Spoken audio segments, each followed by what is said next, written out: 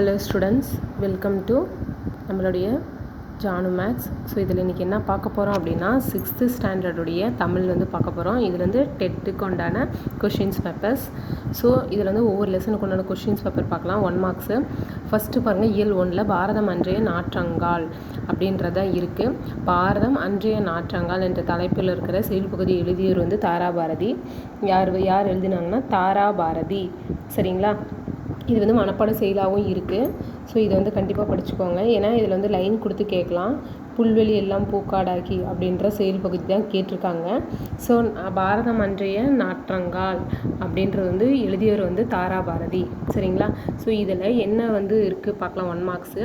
சொல்லும் பொருளும் மெய்னா உண்மை. ஓகேங்களா? ஃபஸ்ட்டு என்ன பார்க்கலாம்னா சொல்லும் பொருளும். மெய்னா உண்மை, தேசம்னா நாடு. ஓகேங்களா? பாடலின் பொருள் என்ன கொடுத்துருக்காங்க அப்படின்னா இதில்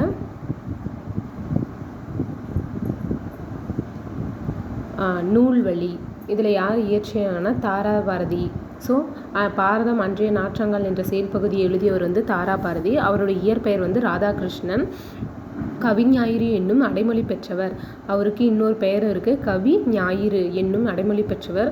புதிய விடியல்கள், இது எங்கள் கிழக்கு, விரல் நுனி வெளிச்சங்கள் முதலானவை இவர் இயற்றிய நூல்களாகும். புதிய விடியல்கள், இதில் எங்கள் கிழக்கு, விரல் நுனி வெளிச்சங்கள் முதலானவை இவர் இயற்றிய நூல்களாகும்.